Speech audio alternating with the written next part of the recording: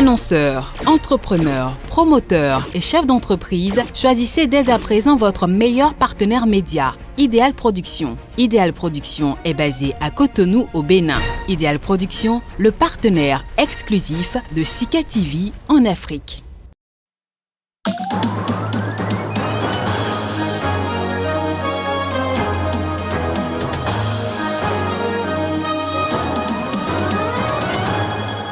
Référendum constitutionnel au Libéria, le nom l'a emporté. La population a rejeté la réduction du mandat du chef de l'État et l'autorisation de la double nationalité.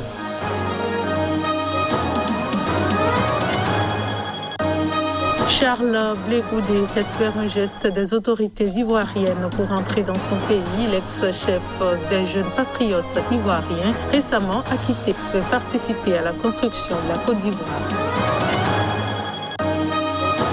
Et puis le calendrier de la Coupe d'Afrique des Nations CAN Cameroun 2022 est connu. La compétition se déroulera du 9 janvier au 6 février 2022, a annoncé la Confédération africaine de football.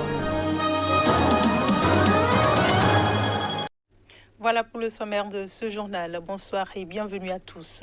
Le nouveau président élu du Niger, Mohamed Bazoum, a prêté serment ce vendredi à Niamey. L'investiture marque la toute première transition entre deux présidents élus au cours des 6 décennies d'indépendance du Niger vis-à-vis de la France, un moment historique qui a été largement salué. Plusieurs chefs d'État africains ont assisté à la prestation de serment. Âgé de 61 ans, Bazoum a été élu à l'issue du second tour de la présidentielle du 21 février avec plus de 55% des voix face à un ancien président, Maman Ousmane, qui n'a pas reconnu sa défaite et a appelé à des manifestations pacifiques. La cérémonie d'investiture qui se tient au Centre international de conférence de Niamey a lieu peu après une tentative de coup d'État selon le gouvernement. Dans la nuit de mardi à mercredi, des militaires en armes ont investi le quartier de la résidence et des bureaux de la présidence à Niamey, mais ont été repoussés par la garde présidentielle après des échanges de tirs, notamment à l'arme lourde. Plusieurs personnes en lien avec cette tentative de coup d'État ont été interpellées et d'autres sont activement recherchées. Je le disais en titre, les Libériens ont rejeté lors d'un référendum tenu en décembre 8 amendements constitutionnels présentés par le président Georges Weah. Les amendements auraient notamment réduit le mandat du chef de l'État et autorisé la double nationalité, annoncée la Commission électorale nationale. Environ 2,5 millions d'électeurs avaient été appelés à se prononcer le 8 décembre sur ces 8 amendements, dont un réduisant la durée du mandat présidentiel de 6 à 5 ans et un autre, celui des sénateurs, de 9 à 7 ans. Georges Weah, ancien attaquant vedette du PSG et de l'AC Milan, s'était engagé en faveur du oui, en affirmant que de nombreux dirigeants restaient à ses yeux trop longtemps au pouvoir. Les 8 propositions ont recueilli plus de 50% de oui, mais aucune n'a atteint le seuil constitutionnel des 2 tiers pour être approuvée, a annoncé lors d'une conférence de presse la présidente de l'ANEC. Les résultats ont été annoncés avec 4 mois de retard en raison de recours introduits après des violences survenues le jour du référendum qui était couplé à des élections sénatoriales partielles.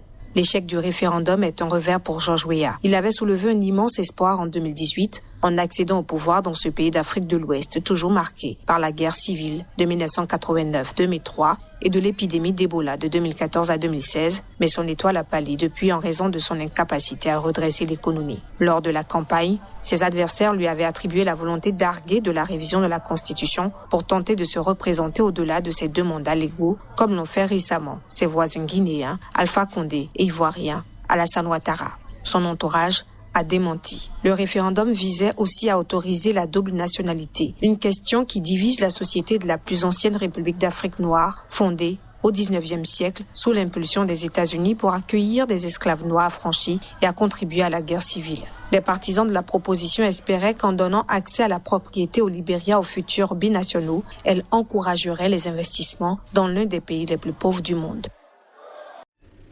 L'ex-chef des jeunes patriotes ivoiriens, Charles Blé Goudé, récemment acquitté par la Cour pénale internationale de crimes contre l'humanité, a dit jeudi espérer un geste des autorités ivoiriennes pour pouvoir rentrer rapidement dans son pays. C'était lors d'une interview à la chaîne France 24.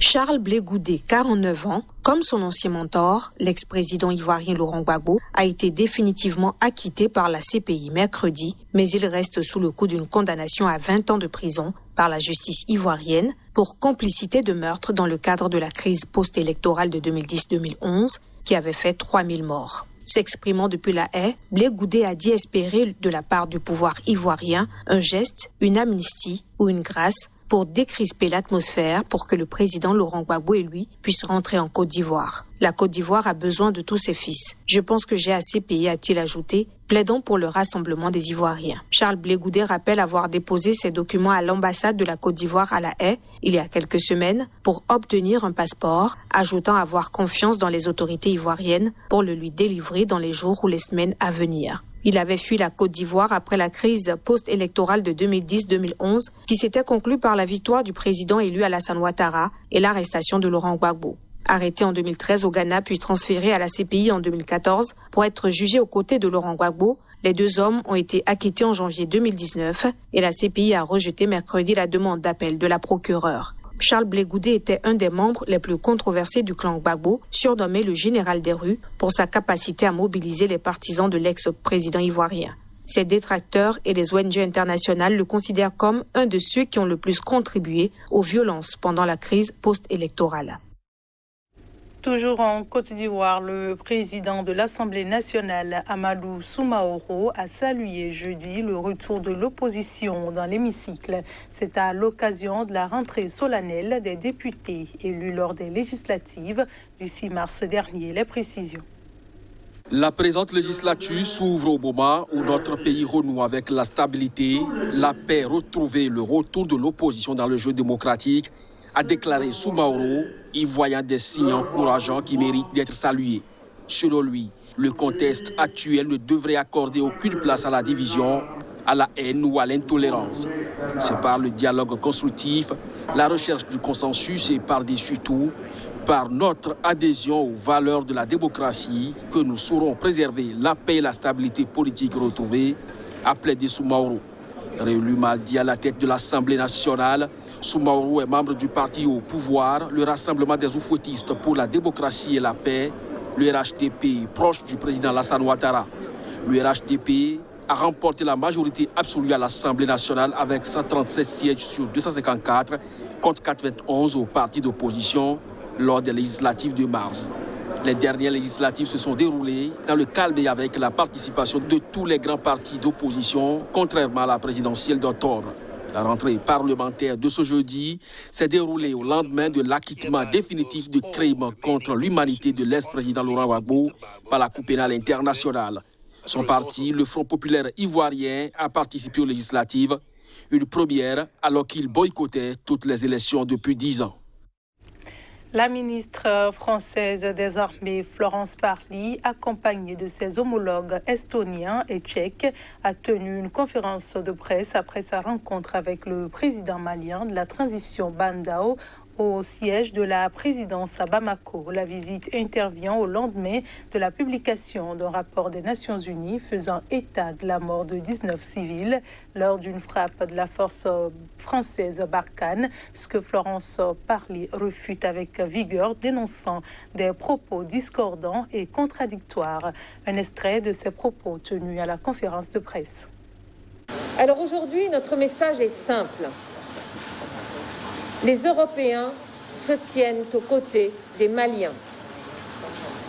L'ensemble des forces en présence, la force conjointe G5 Sahel, Barkhane, Takuba, EUTM et MINUSMA, ont un seul objectif, affaiblir et défaire la menace terroriste qui est portée par Daesh et Al-Qaïda contre nos sociétés.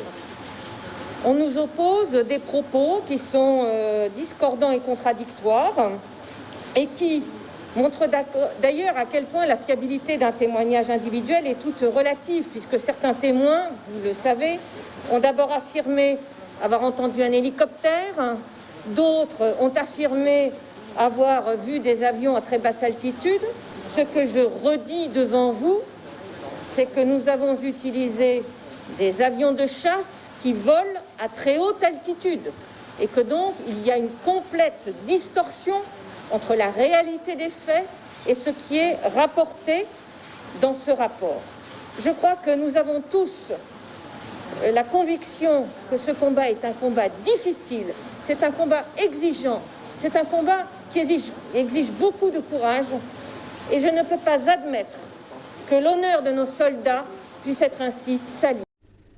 Une note sportive à présent, la Coupe d'Afrique des Nations CAN se déroulera au Cameroun du 9 janvier au 6 février 2022. C'est ce qu'a déclaré ce jeudi la Confédération africaine de football. Les détails. Reportée en 2022 à cause de la pandémie de coronavirus, la prochaine Coupe d'Afrique des Nations aura lieu du 9 janvier au 6 février au Cameroun. Le tirage au sort pour répartir les 24 équipes en 6 groupes a été fixé au 25 juin 2021. Et ce, même s'il reste encore un ticket à délivrer. La Sierra Leone et le Bénin s'affronteront pour l'obtenir courant juin.